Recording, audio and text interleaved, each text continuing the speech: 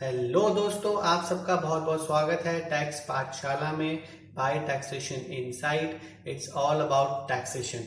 सो दोस्तों, आज के इस वीडियो में हम डिस्कस करेंगे एक बहुत ही इंपॉर्टेंट टॉपिक, और वो टॉपिक है tax saving investments and tax saving expenditures. So दोस्तों, ये वीडियो बहुत ही इंपॉर्टेंट है उन लोगों के लिए जो कि टैक्स सेविंग इन्वेस्टमेंट्स करना चाहते हैं, बट उनको जो है उस टैक्स सेविंग इन्वेस्टमेंट के बारे में इतनी अवेयरनेस नहीं है। सो दोस्तों, आज के इस वीडियो में हम लोग देखेंगे कि क्या क्या डिफरेंट टैक्स ऑप्शंस आप लोगों के लिए अवेलेबल हैं, आप कहाँ कहाँ टैक्स इन्वेस्टमेंट कर सकते हैं, कौन कौन से एक्सपेंडिचर्स ऐसे हैं जिनको करने से आपको टैक्स सेविंग मिलती है, उनके क्या फीचर्स हैं और क्या उनमें टैक्स बेनिफिट मिलता है। So stay tuned to this video.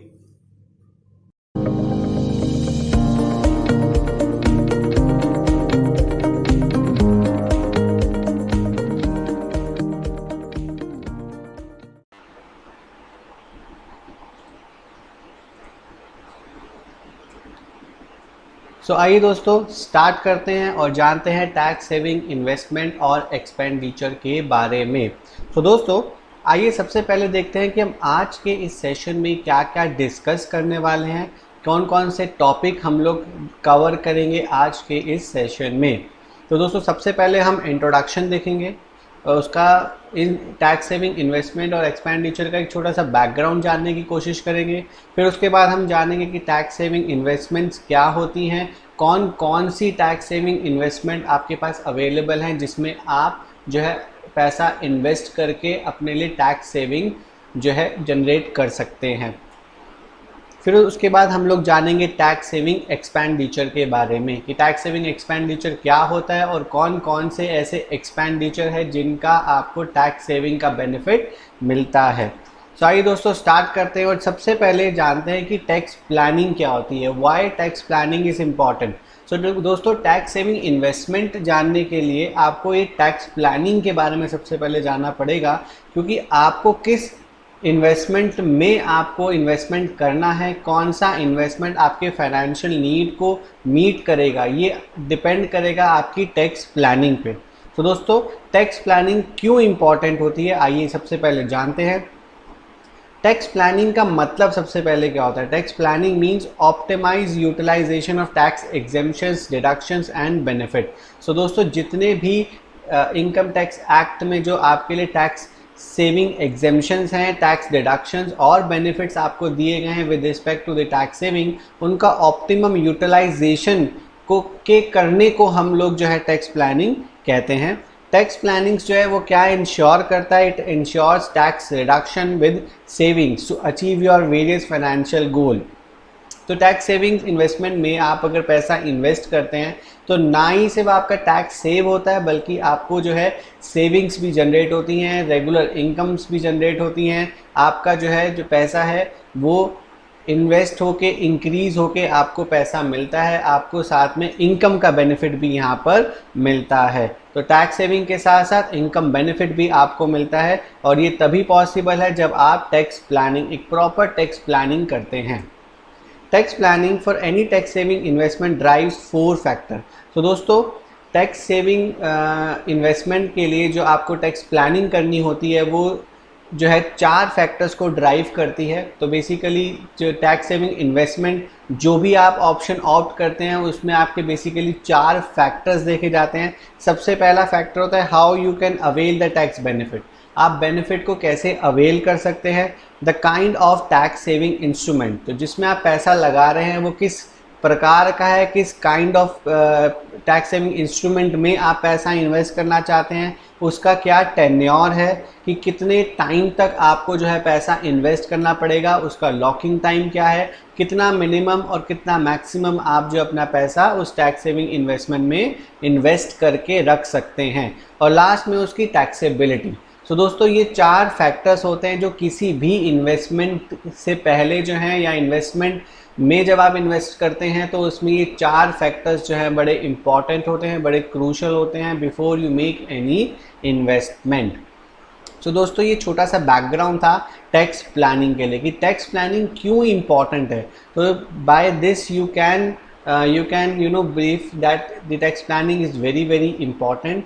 आपको सिर्फ, क्योंकि नॉर्मल दोस्तों क्या देखा गया है, जब भी टैक्स सेविंग की बात आती है तो जब भी आप फाइनेंशियल ईयर के एंड में पहुंचते हैं तो आप देखते हैं कि ये बहुत सारे टैक्स इन्वेस्टमेंट्स करने की आप कोशिश करते हैं कि आप मैक्सिमम से मैक्सिमम जो है टैक्स बेनिफिट का फ़ायदा उठा सके और इन्वेस्टमेंट ले सके।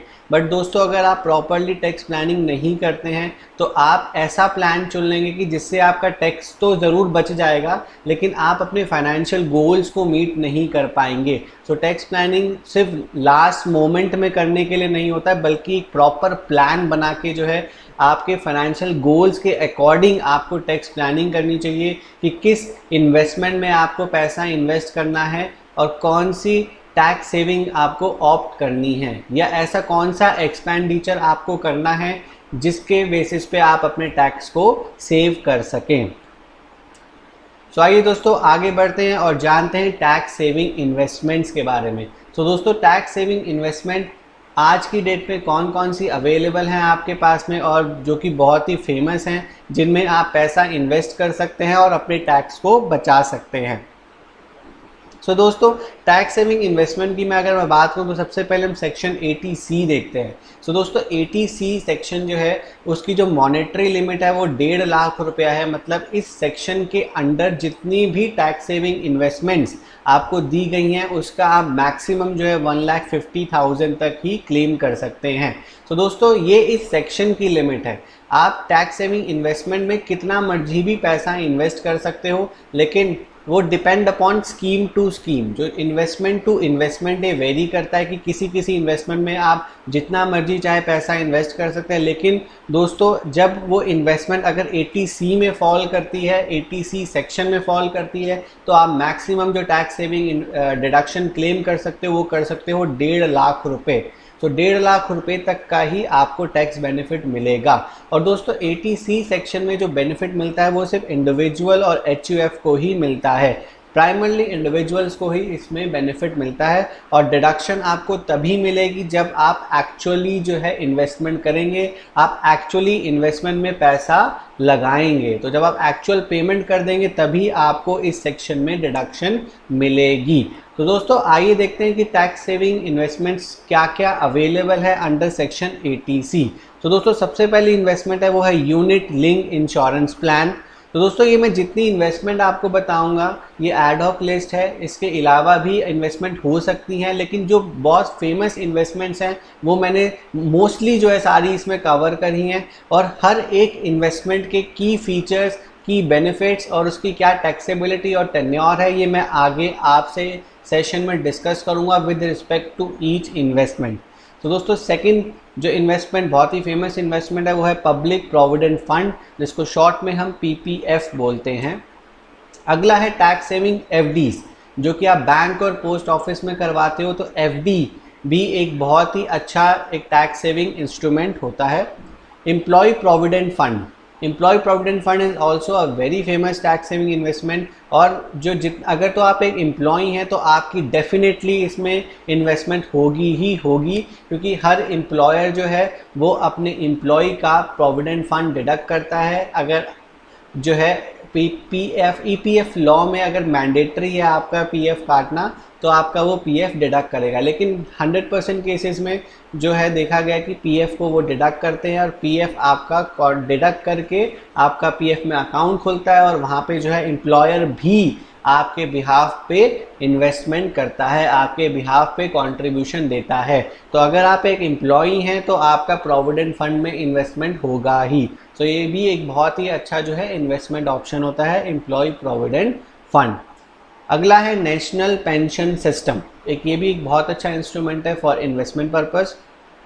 Next is tax saving mutual funds which is defined under section 1023D from public sector banks और पब्लिक सेक्टर फाइनेंशियल इंस्टीट्यूशन। तो जो पब्लिक सेक्टर बैंक्स और पब्लिक फाइनेंशियल इंस्टीट्यूशंस जो tax saving mutual funds issue करते हैं आजकल, वो भी जो है बहुत ही फेमस हैं with respect to tax savings.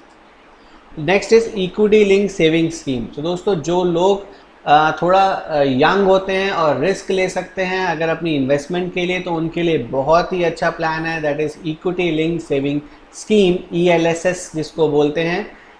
ये एक बहुत ही अच्छा टैक्स सेविंग इंस्ट्रूमेंट है जिसका टेन्योर भी बहुत कम है और इसमें जो रेट ऑफ इंटरेस्ट मिलता है वो भी बाकी स्कीम्स के कंपैरेटिवली ज़्यादा मिलता है, लेकिन ये क्योंकि मार्केट ड्रिवन है तो इसमें थोड़ा रिस्क फैक्टर भी होता है। तो जो इसके इंटरेस्ट रेट हैं वो बेसिकली ड्राइव करते हैं कि मार्केट की करंटली सिचुएशन क्या चल रही है।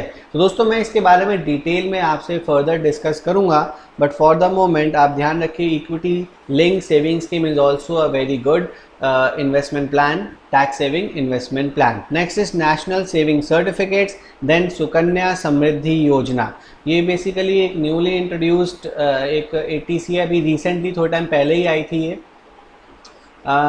और ये बहुत ही अच्छा टैक्स सेविंग इंस्ट्रूमेंट है। इसमें गर्ल चाइल्ड को प्रमोट करने के लिए उनके ऊपर, क्योंकि उनकी एजुकेशन पर, उनके लालन पालन पे अगर आप अच्छे से पैसा खर्च कर सकें, उनके जो पैसा आप खर्च कर रहे हैं उसका जो आपको टैक्स सेविंग का बेनिफिट मिले, उसके लिए ये जो है स्कीम लॉन्च करी गई है, and you will get a very good tax benefit in this scheme as well. So दोस्तों these are basically the various investment plans which are available for you in order to save your taxes, और ये सब की जो है आपको deduction मिलती है वो सेक्शन 80C में, और जिसकी मैक्सिमम लिमिट है 1,50,000 रुपीज़। तो दोस्तों आइए एक क्विक लुक देखते हैं जो भी अभी हमने इन्वेस्टमेंट स्कीम देखा उसके की फीचर्स, जो मैंने 4 फैक्टर्स आपसे डिस्कस करे थे, उन 4 फैक्टर्स को मद्देनज़र रखते हुए हर एक इन्वेस्टमेंट किस तरीके से ड्राइव होती है, उसके क्या बेनिफिट्स होते हैं, उसके क्या टैक्स सेविंग बेनिफिट्स हैं, उसके क्या इम्प्लीकेशंस हैं, उसके क्या फीचर्स हैं, ये हम हर एक इन्वेस्टमेंट के लिए देखेंगे with respect to each individual tax saving investment. तो दोस्तों आइए सबसे पहले देखते हैं यूनिट लिंक्ड इंश्योरेंस प्लान। तो दोस्तों यूलिप बेसिकली जो है बहुत ही फेमस प्लान है, टैक्स सेविंग प्लान है। ऑलमोस्ट हर पर्सन जो है वो यूलिप को ऑप्ट करता ही है। इसके डिफरेंट सर्विस प्रोवाइडर्स है लाइक LIC और डिफरेंट सर्विस प्रोवाइडर्स जो आपको यूलिप्स प्रोवाइड करते हैं। Insurance companies, different insurance companies आपको यूलिप प्लान ऑफर करती है। जो भी पैसा आप यूलिप में इन्वेस्ट करते हो उसका आपको टैक्स बेनिफिट भी मिलता है। अब बेसिकली यूलिप होता क्या है? ULIPs are the mix of insurance and investment. तो दोस्तों बेसिकली जो यूलिप्स होते हैं ये एक मिक्सचर होता है इन्वेस्टमेंट प्लस इंश्योरेंस का। मतलब कुछ पैसा आपका इंश्योरेंस के लिए होता है जिसमें आपकी लाइफ को कवर मिलता है, लाइफ कवरेज मिलता है, आपकी लाइफ को इंश्योर किया जाता है, और उसका कुछ पोर्शन जो है वो इन्वेस्ट किया जाता है डिफरेंट सेक्टर्स में। सो ये जो है बेसिकली एक मिक्सचर है इंश्योरेंस और इन्वेस्टमेंट का। सो ULIPs are the part of investment amount used to provide insurance and rest of the amount invested in stock market। मतलब उसका कुछ पार्ट जो है वो इंश्योरेंस में जो है आपका इन्वेस्ट होता है जैसा कि मैंने बोला, और बाकी जितना रेस्ट ऑफ द अमाउंट है वो स्टॉक मार्केट में आपका डिफरेंट सेक्टर्स में स्टॉक मार्केट में आपका पैसा इन्वेस्ट किया जाता है। दोस्तों यूलिप में कोई भी मिनिमम और मैक्सिमम कंट्रीब्यूशन नहीं होता। It depends upon your plan. आप जौन सा प्लान ऑप्ट करते हैं उस स्पेसिफिक प्लान में अगर कुछ मिनिमम कंट्रीब्यूशन है या कुछ मैक्सिमम कंट्रीब्यूशन है, वो अकॉर्डिंगली उस प्लान के स्पेसिफिकली जो है वो यूलिप ड्राइव होगा। तो इसमें basically ULIP, as far as ULIP is concern, इसमें कोई मैक्सिमम और मिनिमम कंट्रीब्यूशन नहीं होता। It's totally depend on your scheme which you are opting out for your tax saving. Tenure में वेरी एज पर प्लान। जो आपका tenure है वो भी वेरी करता है। 10 ईयर्स का हो सकता है, 20 ईयर्स का हो सकता है, 25 ईयर्स का यूलिप आपका हो सकता है, वो उसका पीरियड भी वेरी करता है। Returns normally varies between 12 to 14% subject to market. तो दोस्तों जैसा कि मैंने आपको बताया कि जो यूलिप में है उसमें इन्वेस्टमेंट वाला जो पार्ट है वो आपका स्टॉक मार्केट में इन्वेस्ट होता है आपका पैसा, और स्टॉक मार्केट जो है टोटली मार्केट ड्रिवन रेट्स होते हैं। उसमें मार्केट्स में जो रेट हैं वो ऊपर नीचे होते रहते हैं, कभी ज़्यादा कभी कम। तो जो इसका normal average rate of return है वो 12 से 14% तक देखा गया। तो यूलिप्स में नॉर्मली 12 to 14% का रेट ऑफ इंटरेस्ट मिलता है, but it is subject to market conditions. Investment withdrawals and maturity amounts are tax free. तो इसका टैक्स इम्प्लीकेशन क्या होता है कि जब आप इन्वेस्टमेंट करते हैं, विड्रॉ करते हैं और जब आपको मैच्योरिटी पे भी अमाउंट मिलता है, वो टोटली आपका टैक्स फ्री होता है। तो एक ये बहुत इसीलिए क्योंकि इसमें कोई टैक्स नहीं लगता है, टोटली एग्जेम्प्ट होता है, टैक्स एग्जेम्प्ट होता है, तो that is why it is very famous among investors.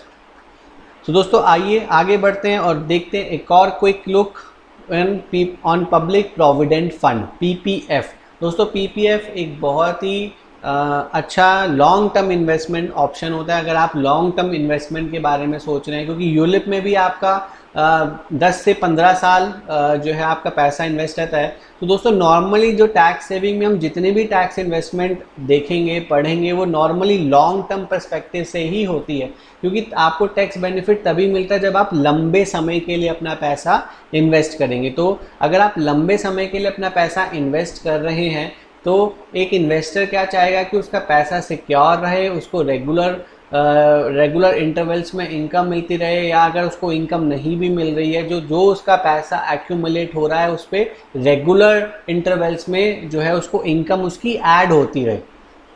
तो ऐसी इन्वेस्टमेंट के बारे में अगर आप सोचते हैं तो पब्लिक प्रोविडेंट फंड एक बहुत ही अच्छा ऑप्शन है।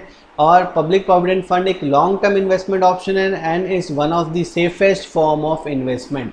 एक सेफेस्ट फॉर्म ऑफ इन्वेस्टमेंट है क्योंकि पीपीएफ अकाउंट आप बैंक्स के साथ में खोलते हैं और बैंक्स जो है फाइनेंशियल इंस्टीट्यूशंस जितने भी होते हैं आपके, these are driven by RBI, तो these are the safest form of investments. इसमें आपका कोई भी पैसा मार्केट में नहीं लगता है, मार्केट में आप पैसा इन्वेस्ट नहीं कर रहे हैं, आप एक बैंक के द्वारा जो है एक अकाउंट जैसे नॉर्मल सेविंग अकाउंट आप खोलते हैं वैसा ही आपका जो है एक पीपीएफ का अकाउंट खुलता है बैंक्स में और वहाँ पे आप पैसा इन्वेस्ट करते हैं। और एक नॉर्मल सेविंग अकाउंट के मुकाबले आपको इसमें रेट ऑफ इंटरेस्ट भी ज़्यादा मिलता है। तो पीपीएफ अकाउंट को कौन सा पर्सन ऑप्ट कर सकता है? कोई भी person who is citizen of India can open the PPF account. इसमें दोस्तों मिनिमम आपको कम से कम जो है 500 रुपये और मैक्सिमम आप 1.5 लाख रुपए ड्यूरिंग दी फाइनेंशियल ईयर। तो एक फाइनेंशियल ईयर में आपको मिनिमम 500 रुपये इन्वेस्ट करने ही पड़ेंगे और मैक्सिमम आप 1.5 लाख रुपया तक जमा करवा सकते हैं एक फाइनेंशियल ईयर में।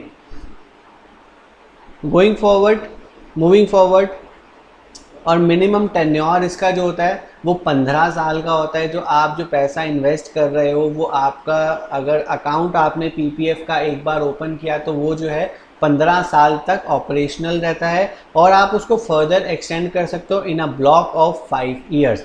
तो हर 5-5 साल के लिए आप जो है पैसे को इन्वेस्ट कर सकते हो, अपने अकाउंट को ऑपरेशनल रख सकते हो। दोस्तों इसमें जो मिनिमम लॉकिंग पीरियड होता है वो only available after completion of 7th year. तो 7th ईयर के बाद आप पार्शली पैसा अपने पीपीएफ अकाउंट से विड्रॉ कर सकते हो, but only for emergencies only. कुछ स्पेसिफाइड पर्पसेस होते हैं, सिर्फ उन्हीं के लिए आप पैसा जो है विड्रॉ कर सकते हो और वो भी subject to certain conditions and subject to certain amount. तो आप कुछ पार्शली ही पैसा विड्रॉ कर सकते हो only after completion of your 7th year. और दोस्तों इसमें जो रेट ऑफ इंटरेस्ट है वो 7 to 8% के बीच में वेरी करता है। सरकार जो है समय समय पर जो है इसके इंटरेस्ट को रिवाइज करते रहते हैं। तो normally 7 to 8% of rate of interest जो है पीपीएफ में मिलता है। दोस्तों पीपीएफ में जो भी इंटरेस्ट आपका एक्यूमुलेट हो रहा है वो टोटली टैक्स फ्री होता है, उस पर कोई भी टैक्स चार्ज नहीं होता है। और जब आपको फाइनली आप पैसा विड्रॉ करते हो on maturity upon completion of 15 years and so on, तो आपका जो भी पैसा आपको मिल रहा है वो टोटली एग्जेम्प्ट फ्रॉम टैक्सेस। आइए दोस्तों आगे बढ़ते हैं और अगली स्कीम देखते हैं, that is tax saving fixed deposit in banks and post offices. दोस्तों fixed deposits are also called as the term deposit in which certain amount is invested for a specified period. तो दोस्तों FD जैसा कि आप जानते हो और ये बहुत ही फेमस है अगर आप लोअर क्लास और मिडिल क्लास पर्सनस के लिए, जो एक इन्वेस्टमेंट का जो ऑप्शन होता है, क्योंकि जो मिडिल क्लास लोग हैं वो बेसिकली ऐसी इन्वेस्टमेंट में ऑप्ट करना पसंद करते हैं जिसमें जो है कोई भी किसी भी तरीके का रिस्क ना हो या लो रिस्क हो। तो नॉर्मली वो उनकी फ़र्स्ट प्रेफरेंस जो है वो एफडीज़ ही होती हैं, वो एफडी कराने में ही प्रेफर करते हैं। एफडी क्या होता है, थोड़े से जो है एक स्पेसिफाइड पीरियड ऑफ टाइम के लिए आपका जो है अमाउंट जो है इन्वेस्टेड रहता है। उस स्पेसिफाइड पीरियड से पहले आप पैसे को विड्रॉ नहीं कर सकते, but subject to certain conditions आप निकाल भी सकते हो, लेकिन नॉर्मली फिक्स पीरियड के लिए आपका जो है पैसा इन्वेस्टेड रहता है। कोई भी resident individual can open FD in accounts to claim benefit. तो कोई भी रेजिडेंट इंडिविजुअल है वो एफडी का अकाउंट खोल सकता है बैंक्स में to claim the benefit of the tax saving fix deposits. इसका मिनिमम लॉकिंग पीरियड जो है वो 5 ईयर्स का है। दोस्तों एफडी जो है वो 5 साल से कम की भी हो सकती है, 1 साल की, 2 साल की, 3 साल की, 1 साल से कम की भी आज की डेट में एफडीज़ जो है मिल रही हैं, बैंक्स जो है प्रोवाइड कर रहे हैं।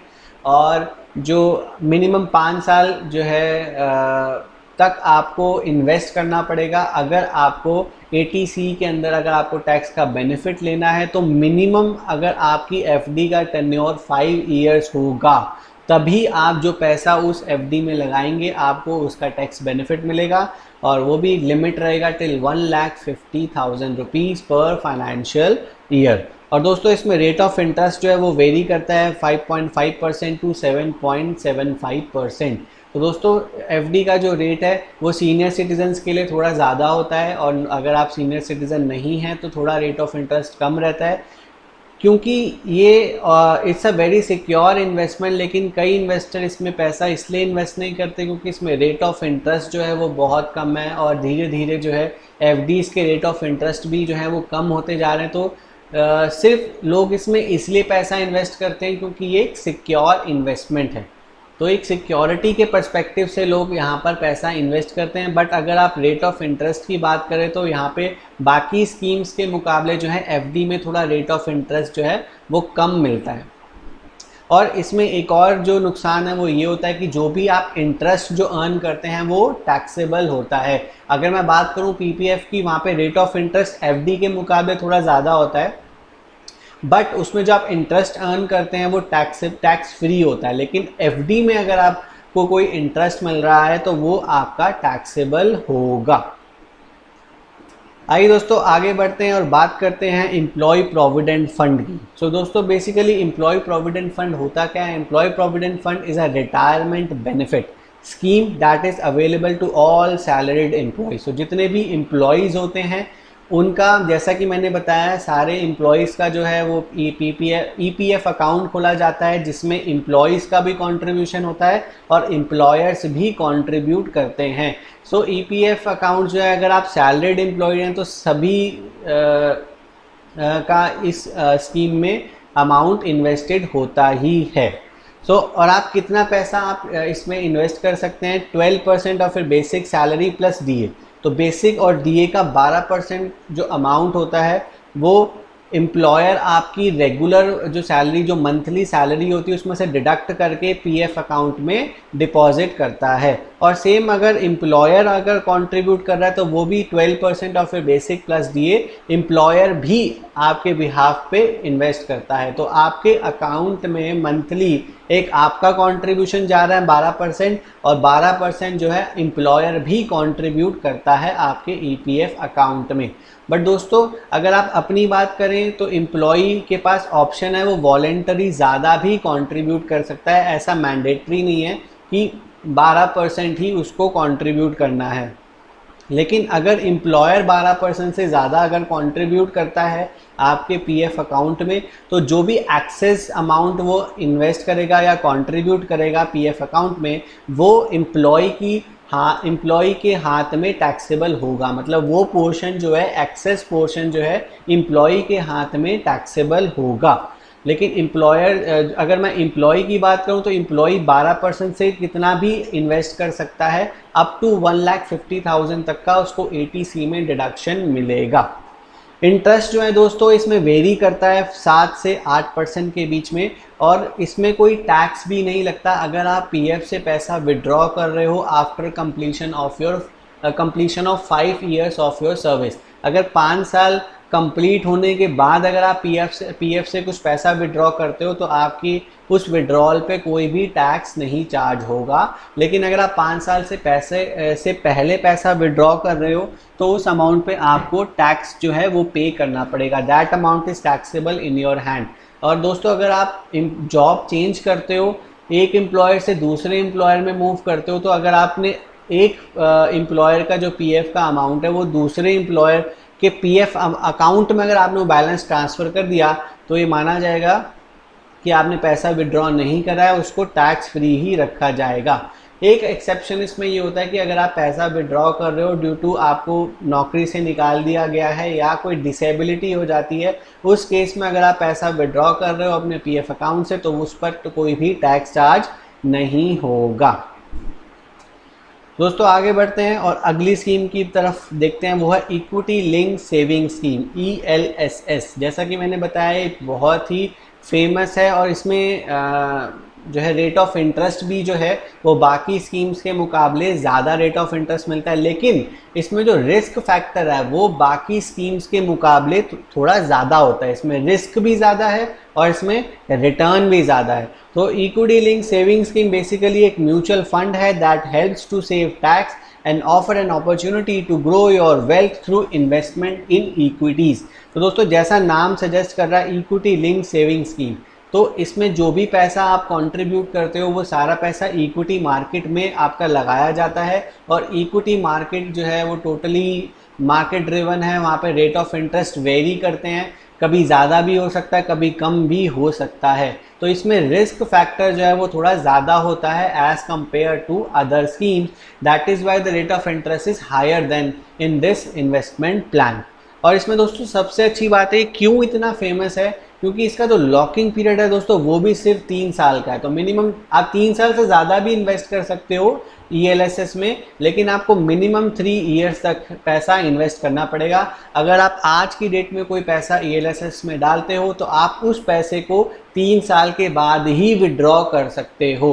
ELSS में आप जो है एक SIP के थ्रू भी इन्वेस्टमेंट कर सकते हो, मतलब मंथली थोड़ा थोड़ा पैसा जो है आप ELSS में डाल सकते हो। और ईच कॉन्ट्रीब्यूशन जो आपका ईच कॉन्ट्रीब्यूशन है वो अगले 3 साल तक आपका लॉकिंग रहेगा, वो लॉकिंग पीरियड में काउंट होगा। फॉर एग्जांपल आज जो है अप्रैल 2020 में आपने सपोज ELSS में कुछ पैसा डाला, तो ये जितना भी पैसा आप डालोगे वो अगले 3 साल तक लॉकिंग रहेगा। मई में आपने फिर डाला, जुलाई में फिर डाला, जून में फिर डाला, अगस्त में फिर डाला, सितंबर में फिर डाला and so on. Her month आप जो है ELSS में थोड़ा थोड़ा करके पैसा इन्वेस्ट कर रहे हो through SIP mode. SIP mode एक मंथली फिक्स्ड अमाउंट है जो आपके अकाउंट से डिडक्ट होता रहता है, या मंथली अमाउंट आपको जो है एक फिक्स्ड अमाउंट वो इन्वेस्ट करना पड़ता है स्पेसिफिक स्कीम में। तो अगर आप मंथली भी इन्वेस्ट करो तो ईच इंस्टॉलमेंट का अलग से 3 साल का लॉकिंग पीरियड देखा जाता है। और दोस्तों इसमें सबसे अच्छी बात क्या है कि इसमें जो एवरेज रेट ऑफ इंटरेस्ट मिलता है वो 15 से 18% पे मिलता है, लेकिन सब्जेक्ट टू मार्केट कंडीशन। जैसे कि दोस्तों अभी इस वक्त जो मार्केट की कंडीशंस है वो थोड़ी जो है अच्छी नहीं चल रही है ड्यू टू कोविड-19, तो जो रेट ऑफ इंटरेस्ट होगा इसमें वो नेचुरली थोड़ा सा कम रेट ऑफ इंटरेस्ट ELSS में इस वक्त मिल रहा होगा। लेकिन अगर मैं एवरेज रेट ऑफ इंटरेस्ट देखूँ तो 15 से 18% के बीच में वेरी करता है। दोस्तों इसमें अगर मैं टैक्स के इम्प्लीकेशंस की बात करूं तो taxability long term capital gain exempt up to ₹1 lakh, तो 1 लाख रुपीज़ तक का, क्योंकि 3 साल से के बाद इसका लॉकिंग पीरियड है तो आपका जो ये एसेट का नेचर रहेगा वो ऑलवेज लॉन्ग टर्म ही रहेगा। तो ELSS में जब भी आप पैसा विड्रॉ करते हो तो उसके 1 लाख रुपए लॉन्ग टर्म तक कोई भी टैक्स चार्ज नहीं होगा। प्लस इसमें अगर ELSS भी 2 टाइप के होता है, एक ग्रोथ ओरिएंटेड होता है और एक डिविडेंड ओरिएंटेड होता है। तो अगर आपका ELSS अगर डिविडेंड ओरिएंटेड है और आपको कुछ डिविडेंड मिल रहा है थ्रू ELSS, तो वो भी आपके हाथ में एग्जेम्प्ट होगा, कोई भी उस डिविडेंड पे कोई भी टैक्स आपको देने की ज़रूरत नहीं है। That is why it is very good scheme. इसमें रेट ऑफ इंटरेस्ट भी ज़्यादा है, लेकिन इसमें सिर्फ एक ड्रॉबैक ये क्या है कि इसमें रिस्क भी थोड़ा ज़्यादा होता है। आइए दोस्तों आगे बढ़ते हैं और बात करते हैं अगली स्कीम के बारे में, वो है नेशनल पेंशन स्कीम। तो दोस्तों पेंशन से आप समझ सकते हैं कि जब आपकी रिटायरमेंट के बाद का जो पीरियड होता है उसको सिक्योर करने के लिए एक स्कीम लेकर आए हैं नेशनल पेंशन सिस्टम। इसके अंदर जो भी स्कीम्स आती हैं वो सारी जो है आपको एक बेनिफिट देते हैं after your retirement. So NPS is a pension cum investment scheme launched by Government of India to provide old age security to citizen of India। तो दोस्तों जितने भी हमारे ओल्ड एज सिटीजन्स हैं उनको एक सिक्योरिटी देने के लिए, मतलब जब आज की डेट में आप यहाँ पे पैसा इन्वेस्ट करते हैं और आप चाहते हैं कि जब आप सीनियर सिटीज़न आप जब हो जाए, जब आपकी 60 साल से उम्र क्रॉस हो जाए, उसके बाद अगर आप अपने फाइनेंशियल सिक्योरिटी चाहते हैं, आप अपने फाइनेंशियल्स को स्ट्रांग रखना चाहते हैं, तो उसके लिए बहुत ही अच्छा प्लान है। एनपीएस ये इंश्योर करता है कि after your retirement you get a regular income, एक आपको रेगुलर इनकम मिलती रहे और एक अच्छा लमसम अमाउंट आपको मिले। तो ये इसको इंश्योर करता है नेशनल पेंशन सिस्टम। तो दोस्तों कोई भी इंडिविजुअल जो कि सिटीज़न ऑफ इंडिया है वो इसमें इन्वेस्ट कर सकता है, चाहे वो इंडिविजुअल आपका रेजिडेंट हो या आपका नॉन रेजिडेंट इंडिविजुअल हो।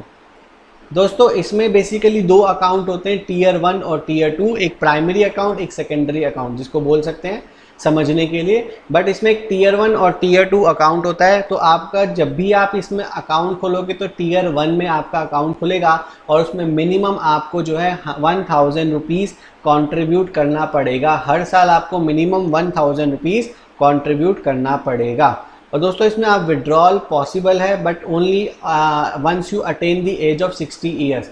आपको इसमें पैसा तभी मिलेगा जब आप 60 ईयर्स की एज को कंप्लीट कर लोगे। इसमें पार्शल विड्रॉल भी अलाउड है लेकिन वो only possible after completion of 10 years. जब आपका अकाउंट जो है 10 साल पुराना हो जाता है तभी आप उसमें से पैसा विड्रॉ कर सकते हो।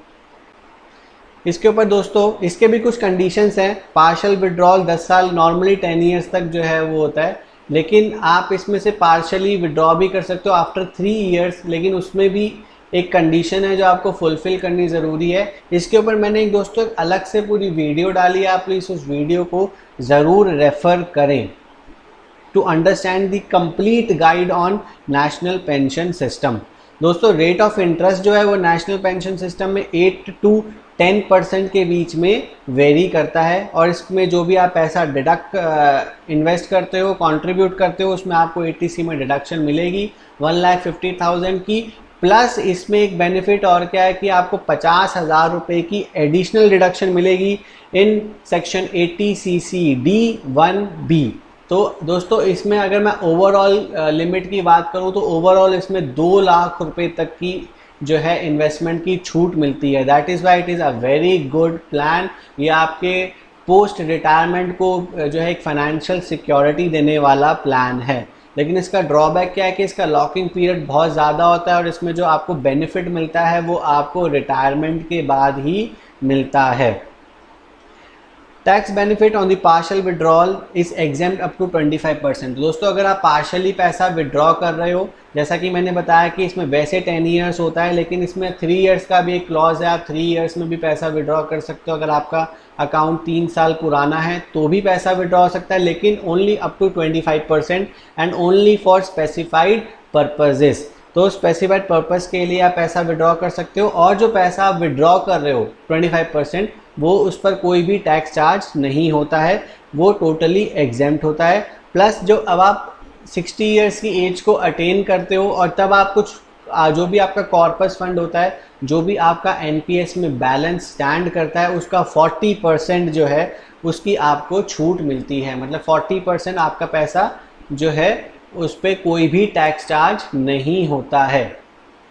तो दोस्तों in this way that is why it's a very good plan. थोड़ा लॉन्ग टर्म है, इसमें रेट ऑफ इंटरेस्ट भी जो है वो काफ़ी अच्छा है और इसमें सबसे अच्छा बेनिफिट क्या है कि ये जो आपको सिक्योरिटी देता है, पोस्ट रिटायरमेंट आपको जो है सिक्योरिटी देता है। और दोस्तों ये सेफ इन्वेस्टमेंट है, it is being properly regulated by a specified authority. एक जो आपकी पेंशन फंड अथॉरिटी है वो आपको रेगुलेट करती है स्कीम को, तो एक स्पेसिफाइड अथॉरिटी है इसको रेगुलेट करने के लिए, तो that is why it's one of the safe investments. आइए दोस्तों आगे बढ़ते हैं और बात करते हैं नेशनल सेविंग सर्टिफिकेट्स की। तो दोस्तों नेशनल सेविंग सर्टिफिकेट एक फिक्स्ड इनकम इन्वेस्टमेंट स्कीम है जो कि आप किसी भी पोस्ट ऑफिस में जाके आप जो है उसके सर्टिफिकेट्स कलेक्ट कर सकते हो। This scheme is basically targeting mid income investors so that उनको आप एक टैक्स बेनिफिट दे सकें, उनको एक इनकम का जो है एक बेनिफिट भी मिल सके।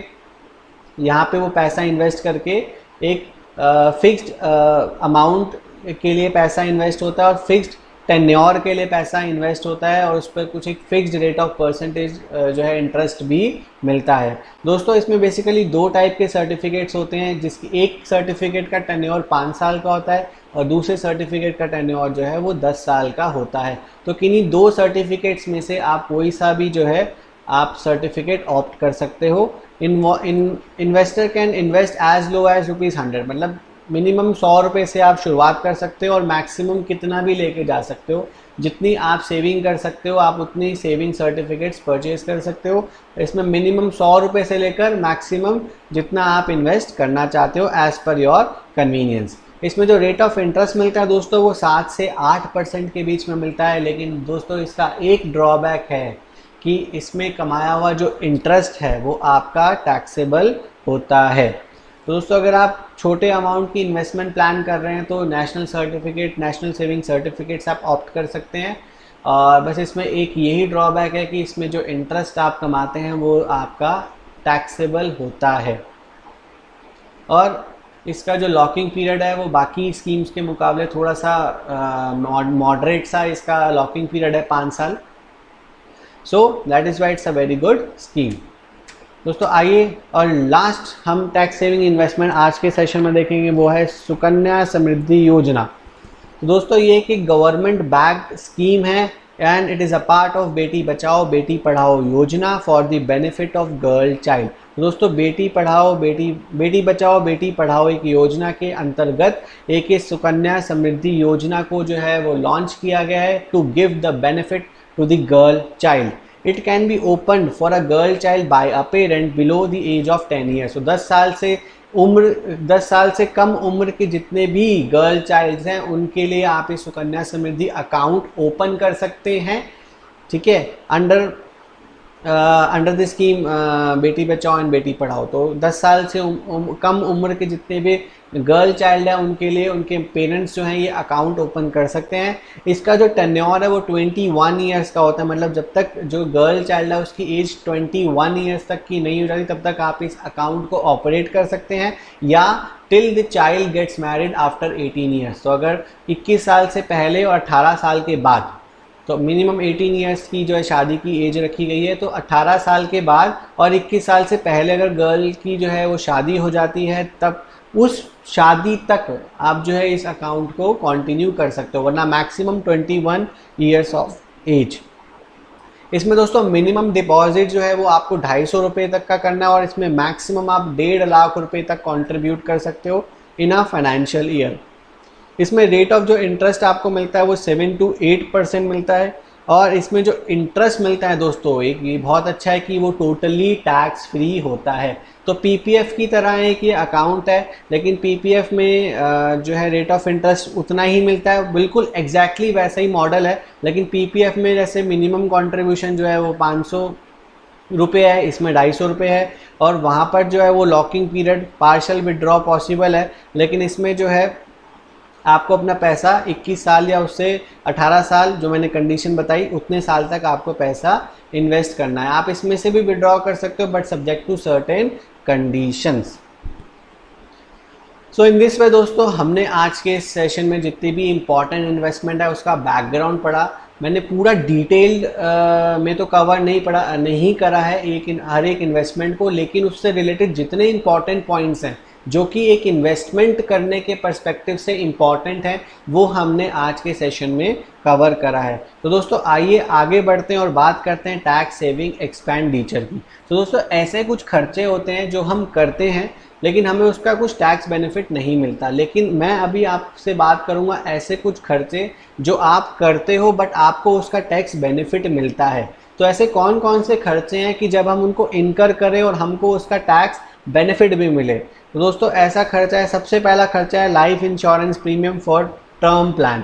दोस्तों टर्म इंश्योरेंस बेसिकली या टर्म प्लान क्या होता है कि आप कुछ अमाउंट ऑफ प्रीमियम पे करते हो लाइफ इंश्योरेंस कंपनी के लिए, और वो टोटली आपकी लाइफ कवर के लिए होता है, उसमें कोई भी इन्वेस्टमेंट का पार्ट नहीं होता। तो जो भी आप प्रीमियम पे कर रहे हो उसमें जो आपका जो सम एश्योरेंस है, आपकी यूलिप के मुकाबले आपको सम एश्योरेंस ज़्यादा मिलता है इसमें। लेकिन इसमें सिर्फ एक नुकसान ये क्या होता है कि जो भी प्रीमियम आप पे करते हो उसका कोई भी रिटर्न आपको नहीं मिलता, उसका कोई इनकम बेनिफिट आपको नहीं मिलता है। टोटली प्योरली फॉर ये जो है आपका लाइफ कवर के लिए होता है।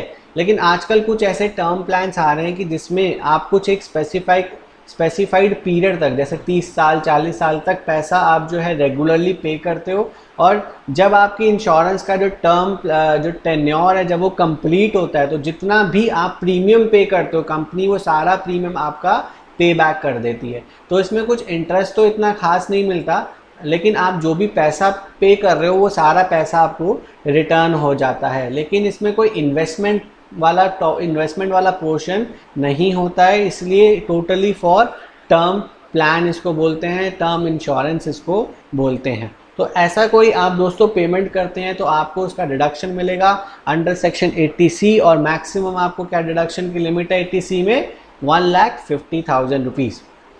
अगला दोस्तों बात करते हैं tuition fees paid to college, school and other educational institution. तो दोस्तों अगर आप कोई ट्यूशन फीस पे कर रहे हैं किसी कॉलेज को, स्कूल को या other educational institution if in India, तो अगर आपका जो इंस्टीट्यूशन जिसको आप पे कर रहे हो वो इंडिया में होना मैंडेटरी है, मतलब इंडिया के बाहर अगर आपको फॉरेन एजुकेशन के लिए कुछ ट्यूशन फीस पे करो तो उसके डिडक्शन आपको नहीं मिलेगी, सिर्फ इंडियन इंस्टीट्यूट से यहाँ पे कवर्ड हैं। और अगर आप पैसा दे रहे हो खुद की एजुकेशन के लिए या स्पाउस या चिल्ड्रन, ठीक है, अगर इनमें से किसी के लिए भी आप पैसा पे कर रहे हो ट्यूशन फीस का और एजुकेशनल इंस्टीट्यूशन इंडिया में है तो आपको डिडक्शन मिलेगी अप टू 1,50,000।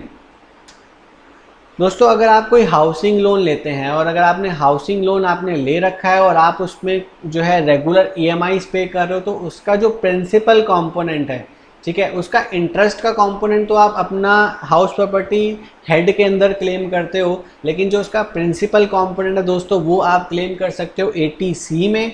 और इसमें अगर जो आपने सपोज इसी साल आपने जो है घर खरीदा है और उसके लिए हाउसिंग लोन लिया है और उसके लिए आपने घर के लिए आपने स्टैम्प ड्यूटी और रजिस्ट्रेशन चार्जेस या कुछ अदर एक्सपेंसेस जो हैं वो इनकर करे हैं तो उसकी भी डिडक्शन जो है आप 80C में क्लेम कर सकते हो together with principal component of your EMIs। ठीक है, तो आपको अगर क्लेम करना है तो आप प्रिंसिपल कंपोनेंट को यहाँ पे क्लेम कर सकते हो और मैक्सिमम कितना 1,50,000। अब दोस्तों मैंने यहाँ पे 3 पेमेंट्स आपको बताई और तीनों के आगे मैंने 1,50,000 लिखा है। ये टोटल 80C में आपको क्लेम मिलेगा और उस 80C का टोटल 1,50,000, मतलब अगर सपोज मैं लाइफ इंश्योरेंस का प्रीमियम भी दे रहा हूँ, ट्यूशन फीस भी दे रहा हूँ और मेरा जो है लोन भी है जिसका मैं प्रिंसिपल कंपोनेंट भी क्लेम कर रहा हूँ, इसका टोटल एग्रीगेट 1,50,000 का आपको डिडक्शन मिलता है। Amount paid for medical insurance. दोस्तों अगर आप मेडिकल इंश्योरेंस को लेते हो और उसका अगर आप कुछ पैसा पे कर रहे हो और आपने इंश्योरेंस अपने लिए लिया है, स्पाउस या डिपेंडेंट चिल्ड्रंस के लिए अगर आप कुछ पैसा पे कर रहे हो उस मेडिकल इंश्योरेंस के लिए, तो आपको उसका टैक्स डिडक्शन मिलेगा और वो डिडक्शन मिलेगा 25,000 रुपीज़ या 50,000 इन केस ऑफ सीनियर सिटीज़न। तो अगर सीनियर सिटीज़न अपने खुद के लिए पे कर रहा है तो वहाँ पर उसको जो डिडक्शन है वो 50,000 रुपीज़ की मिलेगी। और ये कौन से सेक्शन में मिलती है? सेक्शन 80D में। अगर आप कुछ पैसा पे कर रहे हो मेंटेनेंस के लिए including medical treatment of dependent who is person with disability, तो आप ऐसे किसी डिपेंडेंट का जो है वो मेंटेनेंस पे कर रहे हो, मंथली खर्चा कर रहे हो, ठीक है, इंक्लूडिंग मेडिकल ट्रीटमेंट, उसका कुछ मेडिकली इलाज भी करवा रहे हो, तो ऐसा किया गया खर्चा आपको जो है टैक्स डिडक्शन उसको आपको मिलेगी up to amount of 75,000 rupees और 1,25,000 in case of severe disability. अगर जो आपकी डिसेबिलिटी है वो बहुत सीवर है, बहुत ही जो है ज़्यादा डिसेबिलिटी है, ठीक है, तो उस केस में आपको डिडक्शन जो है 1,25,000 की मिलेगी। और कौन से सेक्शन में मिलेगी? सेक्शन 80(d) में। दोस्तों अगर आप कोई पैसा पे कर रहे हो मेडिकल ट्रीटमेंट के लिए ऑफ प्रिस्क्राइब डिजीज़, अगर ऐसी डिजीज़ जो एक प्रिस्क्राइब इस सेक्शन में 80(d)(b) में कुछ प्रिस्क्राइब डिजीज़ हैं, अगर आप उसके मेडिकल ट्रीटमेंट के लिए अगर कुछ खर्चा कर रहे हो अपने लिए या अपने किसी डिपेंडेंट के लिए, तो आपको डिडक्शन मिलेगी अप टू 40,000 रुपीज़ और 1 लाख मिलेगी इन केस ऑफ सीनियर सिटीजन। और ये डिडक्शन आपको मिलेगी सेक्शन 80(d)(b) में। दोस्तों अगर आप कुछ एक्चुअल अमाउंट पे करते हो, ठीक है, अगर आपने कोई हायर एजुकेशन के लिए कोई लोन ले रखा है तो आपको उसकी इंटरेस्ट के कंपोनेंट पे डिडक्शन मिलेगी। और वो कितनी मिलेगी? जितना आप एक्चुअली में इंटरेस्ट पे करते हो। लिमिट डिफाइन नहीं है, तो जितना भी आप इंटरेस्ट पे करोगे फॉर हायर एजुकेशन वो पूरा का पूरा पैसा आप जो है इंटरेस्ट का वो क्लेम कर सकते हो। और कौन से सेक्शन में डिडक्शन मिलेगी? सेक्शन 80(e) में। दोस्तों अगर आप कुछ पैसा पे कर रहे हो कुछ अप्रूव्ड सर्टेन अप्रूव्ड फंड्स और institution establish for charitable purpose, तो आप जितना पैसा इन्वेस्ट करते हो उसका 100% डिडक्शन या 50% डिडक्शन एज द केस में बी, तो आपको उसका डिडक्शन मिलेगा। जैसे फॉर एग्जांपल अभी कोविड-19 के चलते जो है पीएम केयर फंड में अगर आप कुछ पैसा इन्वेस्ट कर रहे हो तो जितना पैसा आप उसमें इन्वेस्ट नहीं कॉन्ट्रीब्यूट, तो इन्वेस्ट वर्ड नहीं बोलते यहाँ पे, कंट्रीब्यूट बोलते हैं, क्योंकि इन्वेस्टमेंट में आपको कुछ रिटर्न मिलता है लेकिन यहाँ पे आप कंट्रीब्यूट करते हो। तो जितना आप पीएम केयर फंड में कंट्रीब्यूट कर रहे हो तो जितना पैसा आप उसमें डाल लो उसका 100% डिडक्शन मिल रहा है अंडर सेक्शन 80(g). तो ऐसे ही एक लिस्ट है, एक स्पेसिफाइड लिस्ट है, अगर आप वहाँ पैसा इन्वेस्ट करते हो तो आपको जो डिडक्शन मिलेगी वो 100% डिडक्शन मिलेगी, या किसी किसी केस में 50% of deduction, 50% of amount invested amount contributed is allowed as deduction. और ये कौन से सेक्शन में डिडक्शन मिलती है? सेक्शन 80(g) में। और इसमें एक इम्पॉर्टेंट पॉइंट है कि अगर आप कैश में डोनेशन दे रहे हो इन एक्सेस ऑफ 2000, ठीक है, तो आपको 80(g) में कोई भी डिडक्शन नहीं मिलेगी। तो मेक श्योर जो भी आप जो है कंट्रीब्यूशन करें वो कैश में ना करें। आप 2000 से ऊपर के सारे पेमेंट्स आपको जो है इलेक्ट्रॉनिक मोड में अकाउंट पे चेक या कोई इलेक्ट्रॉनिक मोड के थ्रू जो है पेमेंट करनी है। कैश में पेमेंट जो है वो एक्सेप्टेबल नहीं होंगी। Amount paid for rent by individual who is not in receipt of HRA, अगर आप रेंट पे कर रहे हो और ऐसा पर्सन रेंट पे कर रहा है जिसको कंपनी से HRA नहीं मिलता, तो ऐसा पर्सन जो है वो 5,000 रुपये तक, 5,000 पर मंथ तक का डिडक्शन क्लेम कर सकता है उस रेंट का। सो दोस्तों in this way we have completed the today's session. आज के सेशन में हमने कुछ टैक्स सेविंग इन्वेस्टमेंट्स के बारे में डिस्कस करा। हमने देखा कि हम कहाँ कहाँ अपने पैसे को इन्वेस्ट कर सकते हैं और किस इन्वेस्टमेंट में हमको क्या बेनिफिट मिलता है, कितना रेट ऑफ इंटरेस्ट हमको मिलता है, क्या उसका टेन्योर होता है और क्या उसमें हमें टैक्स बेनिफिट मिलता है, और ऐसे कौन कौन से खर्चे हैं जो हम करते हैं तो उन खर्चों पे हमें टैक्स का बेनिफिट मिलता है। So in this way I have completed the today session. दोस्तों अगर आपकी कोई क्वेरी है, वैसे तो मोस्टली आपकी क्वेरी इस सेशन के बाद जो है वो सॉल्व हो जानी चाहिए, लेकिन स्टिल आपको कोई क्वेरी है या कोई ऐसी स्पेसिफिक स्कीम है जिसमें आप डिटेल्ड में नॉलेज चाहते हैं तो आप हमें व्हाट्सएप कर सकते हैं कोई स्पेसिफिक क्वेरी, या आप हमें बता सकते हैं कि आपको ये स्पेसिफिक टॉपिक पे दिक्कत आ रही है, तो हम उस स्पेसिफिक टॉपिक पर भी वीडियो बना के यूट्यूब पे अपलोड कर देंगे टू हेल्प यू आउट। और वैसे कोई आपको स्पेसिफिक क्वेरी है please do write to us, we are always happy to help you. आप हमें ईमेल लिख सकते हैं info@taxationinsight.in। आप हमें व्हाट्सएप भी कर सकते हैं 9390667709, या आप हमारी वेबसाइट पे विजिट कर सकते हैं www.taxationinsight.in, और वहाँ पर जाके आप अपनी क्वेरी को पोस्ट कर सकते हैं। और आप इस जो वीडियो के कमेंट सेक्शन में भी अपनी क्वेरी को मेंशन कर सकते हैं। प्लीज़ आप ज़्यादा से ज़्यादा क्वेश्चंस पूछिए, कोई दिक्कत नहीं है हमें उनको आंसर करने में, उसको क्लैरिफाई करने में। So in this way I have done with the today's session. Thank you for watching.